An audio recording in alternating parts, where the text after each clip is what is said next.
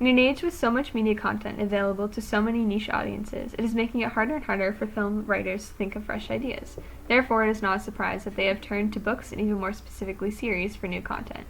With huge successes like the Harry Potter series, Twilight, and the Hunger Games to encourage directors to try it out, not all of these fantasy book series do well when adapted to the big screen. One only has to think of box office failures like Percy Jackson and Olympians and The Golden Compass, where the following wasn't large enough to merit continuing the series. Even Divergent, which has managed to do well enough to continue, hasn't seemed to catch on the way that the others have.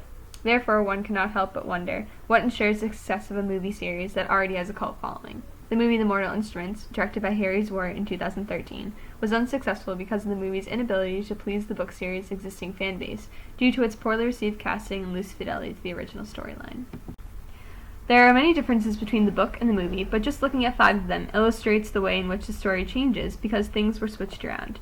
First off, the beginning of the movie starts with Clary, played by Lily Collins, already starting to notice something different about her, because she keeps drawing the Shadowhunter symbol subconsciously and cannot remember what it means. This is different than in the books, which start with Clary and Simon, played by Robert Sheehan, in the club where they first encounter Jace, played by Jamie Campbell Bower, and the other Shadowhunters. In the book, Clary's discovery of who she is happened much slower, but in the film, things progress quickly right from the beginning. Another difference occurs during Clary's first demon fight at her house. In the book, she is the one trying to kill the demon, but instead, the director decided to make Jace's part more substantial by having him come back to save her. While this makes the audience like him more, it makes it harder to like Clary, because she cannot take care of herself the way that she does in the books. The final scene in the film doesn't occur in the Institute in the book. However, in the film, probably to make things more dramatic, because they are invading the safe home space, Valentine, the villain, comes to the Institute, as opposed to having Clary and Jace use a portal to get the abandoned hospital where he is hiding out. A part of this scene, a fourth difference, and arguably the biggest one, is the fact that Hodge suggests that telling Clary and Jace that they are brother and sister is the perfect way to tear them apart and not actually the truth. In the books, it is not until the 3rd book that Clary and Jace discover that they are not related. This is not the only plot point that occurs before its time, in accordance with the books. The final difference is that Clary does not learn about her unique ability to create runes until the 2nd book, but she starts to experiment with them at the end of the movie. The casting of the film is problematic as well. Both of the lead characters were criticized for their roles in this movie, though each for different reasons. As is generally the case when the male lead is beloved by this book audience, it is particularly difficult to find an actor who will live up to readers' expectations.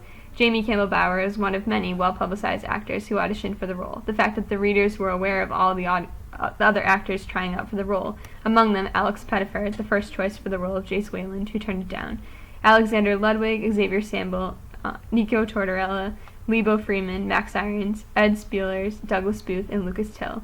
The fact that the movie was unable to sign the first choice for the role made it hard for the audience to accept Bower as the lead. Lily Collins, who played Clary Frey, the protagonist of the series, had an entirely different problem. A well-known fan, having read the series before even trying out for the part, audiences were more receptive to her as the lead, even though she doesn't resemble the character in the book, one of her most defining features being her curly red hair. However, Collins received a lot of criticism from critics who weren't impressed by the way she played her role. However, the way that these arguments are framed suggests that this is more likely because of the way in which she is written and not necessarily the fault of the actress.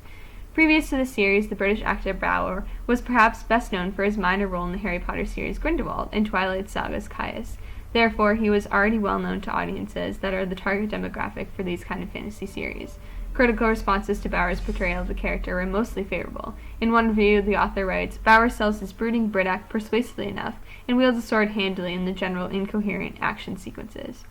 While there is nothing offensive that really stands out to the viewer while watching the film to turn them off of Bower's portrayal of Jace, just the fact that he is not an Alex Pettyfer of Magic Mike fame made it hard for him to win over fans. As a character that fits the usual bad boy trope, audiences are expected to sympathize with him and his brooding, hinting at a troubled past personality. As the audience slowly discovers more about the mysterious character, his standoffishness is rationalized as the audience sympathizes with the struggles he has known previous to the narrative. He is redeemed by the viewer through the protagonist's admiring eyes. This explains many of the problems that Collins encounters when she was trying to play Clary. In the fantasy action drama, protagonists are generally male leads, and the protagonist is a girl. The love interest part has to be enriched, for example in the Hunger Games and Divergent. In fact, the author of the book series, Cassandra Clare, said in an interview, "When I went to sell the movie, I got told people didn't want to see a movie about girls, and would I consider flipping the gender? I said absolutely not." As an audience, people are far more receptive to a male lead when he is wielding swords, taking charge, and risking his life than they are to a female lead. This conundrum Even when the story requires her to dress up like a fetish ball Cinderella, Collins can't do much to engage our attention in a character who is, by turns, stubborn, angsty, indecisive, and a bit slow in the uptake. Having previously played Snow White in Mirror Mirror, the actress may want to reconsider taking on too many films of this ilk, in which she is not allowed to be the most compelling thing on screen. Lily Collins is an interesting case because she is still new enough to acting that she is working on her star image. While she has starred in action-type movies before Abduction, her greatest successes have come from her parts in romances like Stuck in Love and Love, Rosie. Therefore, her performance was met with criticism from viewers who feel that she should stick more to these kind of character and relationship-driven narratives than those that allow her to be overshadowed by more dazzling male leads. As a result of these failings, the many differences made from the transition of book to film, and the poor casting choices made by the directors, The Mortal Instruments did not do well in the box office. Due to its poor performance, the sequel that was in production was first suspended and then cancelled. It took a couple of years and the release of the final book before the series was taken on by Freeform.